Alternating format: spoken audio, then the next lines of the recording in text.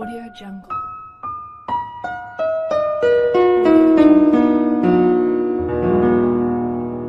Audio Jungle.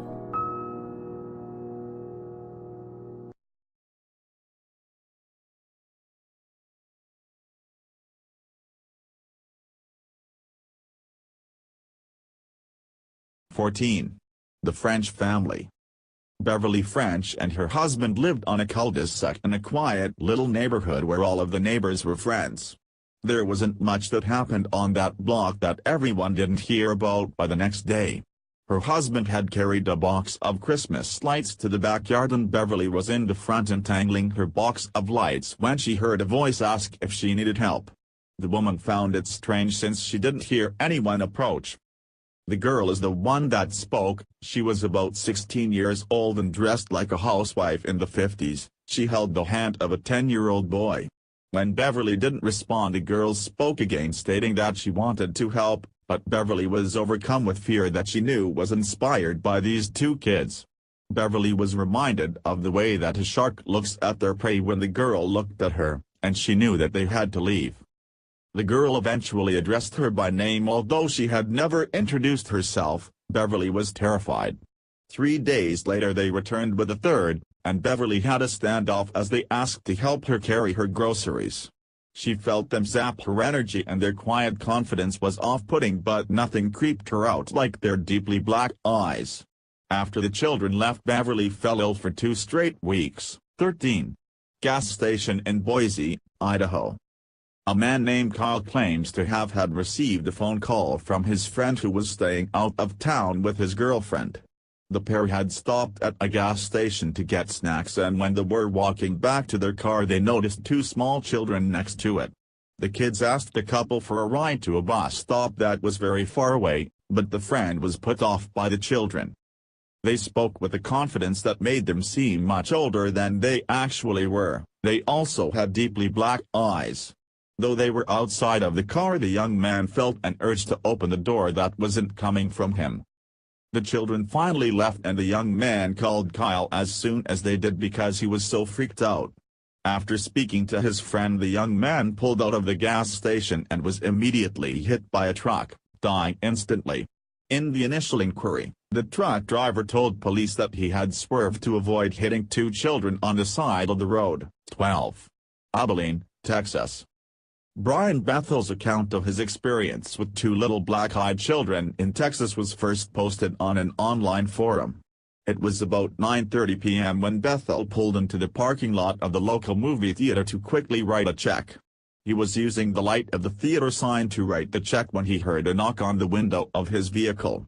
The man remembers feeling unsettled by the 2 children, and he remembered that he was not sure why the sight of 2 little ones would make him feel that way. One of the little boys told him that they wanted to see a movie but had forgotten their money. They needed help. Bethel saw that the movie had already been playing for an hour and then noticed that the children's eyes were deep black pools.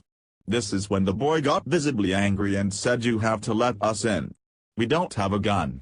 That creeped Bethel out enough to peel out of the spot and leave right then. As he looked in his rearview mirror, the little boys were nowhere to be seen. 11. The man who went looking for them. Like many who have been terrified by the black-eyed children, Jake refused to be identified when telling his chilling tale. Jake didn't believe that these black-eyed children could really be that scary, so he began doing research and trying to figure out how to find them. He finally decided to post an ad on Craigslist saying that he wanted black-eyed children to come find him at a specific park bench in his neighborhood at 9 p.m. Each night he would go and watch the bench to see if anyone would show up, and each night he would be left without one big sighting. The first night after he took the ad down, Jake heard 3 distinct knocks at his front door. The moment that he heard the knocking, his skin went ice cold. He had an instinctual, primal fear. He opened the door and the little boy asked to come in. Jake said no and started to close the door. But before he could, the little boy said, "We missed you at the park tonight," and then smiled. This is when Jake realized that they'd been watching him all along. 10. 2 encounters for an unlucky individual. One man is convinced that the black-eyed children and adults are vampires looking to suck our life force. Once while in Albuquerque, New Mexico. Ezekiel Finch noticed that in a large crowd of people there were two children that didn't fit in. Finch noticed them because of the intense uneasy feeling that overcame somewhat suddenly. He looked over and saw that the children were in a crowd in the low 30s and everyone's breath was visible, except theirs.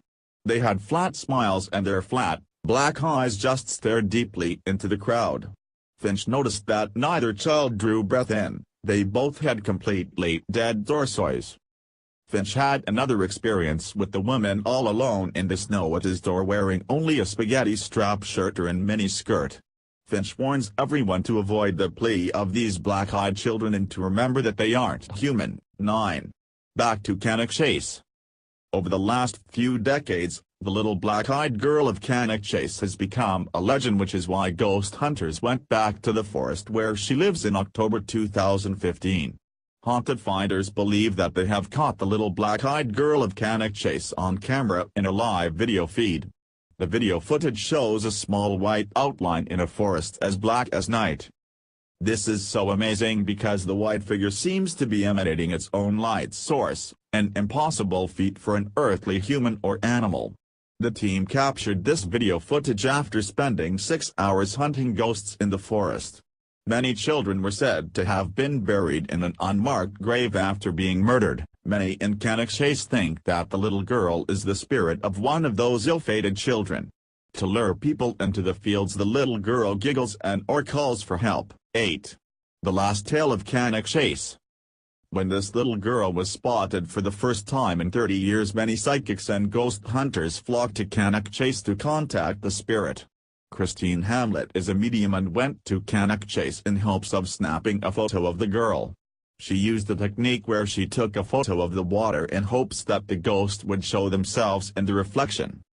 What she captured is a photo that could be a spirit kneeling to pray. The psychic also claims that she spoke to spirits in the area and they are looking for help and don't want to move on yet. Hamlet is under the impression that they have a story that they need to tell before they can move on into the light. She also assesses that she could have died in that Victorian workhouse, or it is possible that she passed on from an old disease that used to take the lives of children. 7. Triangle Town Center Mall in North Carolina. Carrie Kistner was on her way home from Wake Tech Community College by Raleigh, North Carolina when she stopped at the Triangle Town Center Mall. The 20-year-old felt strange about how empty the usually crowded mall was, but she didn't question it. On the way back to her car, she ran into an older woman and the little boy that sucked her attention like a deep void. He had black hair and pale skin with bags under his eyes with a very thin face. He was arguing with this woman, demanding something, and she was digging in her purse. The girl continued to approach since her car was nearby the pair, and she noticed that the closer she got, the more uncomfortable the boy seemed to get. As Kistner walked past, she looked up to see the boy staring at her. His eyes were enormous black holes, no iris or whites, just all pupil. She was shaken to the core. At the moment they made eye contact, he just walked away from the woman, but thankfully did not chase after Carrie. 6. An unnamed village in Ain, France. Explorer, writer and investigator of the strange David Weatherly wrote about a 1974 encounter with black-eyed children in a small village north of France in the Picardy region. Two men, Alain and Patrick, were taking a drive to enjoy their day. They left around 3 p.m. Once they arrived in this unnamed village, they felt the need to stop and turn around. They stopped at the last house in the village in order to create a new route. The pair saw 5 strange figures around the home, 3 in the background on the left in the courtyard, 1 walking slowly in the front of the home touching the sides of the building with both hands, and 1 standing smack dab in the middle of the courtyard facing the car. All of the figures were all around 4 feet tall, wearing patched robes that fell to the ground and hair that fell to their waists. Their noses were described as being pressed inwards and their eyes were described as enormous, solid black billiard balls. They gestured to the men to come closer, but they snapped out of their gaze and got out of there. 5. The boy in Massachusetts. Massachusetts man Jim Stills recalls watching a young man shuffle down the road while he smoked his nightly cigarette. Stills lives in a neighborhood that he grew up in, so there aren't many faces that he doesn't recognize, but this boy wasn't from around there. Each night around 10 p.m. a young boy, around 14-16 years old, would shuffle up and down the road looking for unlocked doors. He would approach each apartment building on the road with his odd gait and try to open the front door. He continued this every night until around 3 a.m. Stills was eventually weirded out and decided to stop going outside during these hours. One night he forgot, stepped outside and saw that the boy was right next to him trying to get into his building. He looked at Jim with his completely black eyes and asked him to buzz him into the building. Stills said that he couldn't let him in and bolted into the side door of the building, locking it behind him. 4. Northern Louisiana gas station. An episode of Darkness Radio in September 2015 spoke about a story regarding black-eyed children at a gas station in northeast Louisiana. It was November 2012 at the only service station for miles at around 3 a.m. when the power went out, leaving the lonely gas station pitch black. He was able to turn on the backup generator which lit the hallway and parking lot. The attendant saw something moving just beyond the scope of light and began squinting to see more clearly. It appeared to be 3 children riding bikes. As soon as he saw them, 2 of the kids dropped their bicycles and walked right up to the door.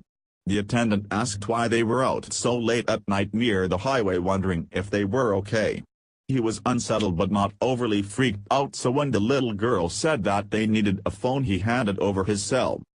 The little girl became agitated and asked for the real phone, and pointed to the station. This is when he saw her deeply black eyes. He became overwhelmed and went into the station, locking the door in one move.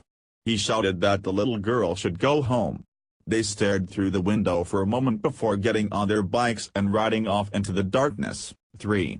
The first black-eyed child. This is probably the first setting of the Black-Eyed Children, a story researched by David Weatherly about a boy named Harold in 1950. Harold was walking home one day when he saw another teenager leaning against the fence as if he was waiting for someone. Harold attempted to make polite conversation, but the boy didn't answer. Abruptly the strange boy said, "I want to go to your house. You're going to walk me up to your house." That was when Harold saw his eyes. They were deep and black, a void where an iris should be. Harold contemplated running away when the boy seemed to read his mind, saying, "Now, don't you run away from me. You're going to walk me up to your house." Harold turned and ran as fast as he could all the way home, swearing that he heard the growl of a bobcat as he did. When he told his parents what happened, his mother claimed they needed to go to a priest, and his father grabbed a shotgun to go find this menacing boy. 2. Camp Lejeune, North Carolina. This account comes from an unnamed U.S. Marine that was stationed at Camp Lejeune in 2009. The Marine was living in the infantry barracks off of River Road on the 3rd floor of the building. The space featured open walkways on the outside and rooms on the inside. It was the weekend when this Marine was visited by the black-eyed children, and the barracks were pretty empty since most Marines were out partying. He was watching a movie and heard the knock. He answered, thinking that it was his drunken roommate forgetting his key again. It was actually 2 little children with completely black eyes, and the trained Marine was immediately freaked out by them. He asked them what they needed, and they replied that it was cold outside and they wanted to come in and read. The Marine reports being sucked into their pitch-black eyes, and when he took a look into the hull to see if any other Marines were out and the children took another step forward, the Marine felt like they were predators and decided to follow his instincts, shutting the door and locking them outside. He heard soft knocking for the next 5 minutes, a slight rattle at his window, and then it all stopped. The Marine felt like they were predators and decided to follow his instincts, shutting the door and locking them outside.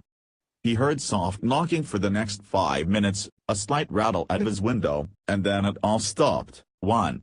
Letting the black-eyed children inside. From all of the stories of black-eyed children luring people out to help them or trying to get into their houses, this one is the most terrifying. A woman emailed the website weekender.com telling a story of when 2 black-eyed children showed up at her door. The woman lives with her husband in rural Vermont in a town where everybody knows each other. They woke in the middle of the night during a big snowstorm to pounding on their door. When she peeked outside of the window that concealed what was exactly behind the door, she saw footsteps leading to the door from the road, but not the tar track in sight, but the motion sensor was on. She woke her husband, and at that moment the banging on the door began again. Her husband opened the door and saw two children with outdated haircuts that they believed could have been Mennonites whose parents might have crashed in the storm. Either way, it was their first instinct to let the children in. The kids were left alone with her husband before asking to go to the bathroom, and moments later he got a nosebleed. They are both now suffering from severe health problems and believe the black-eyed children to be the culprit. Subscribe for more.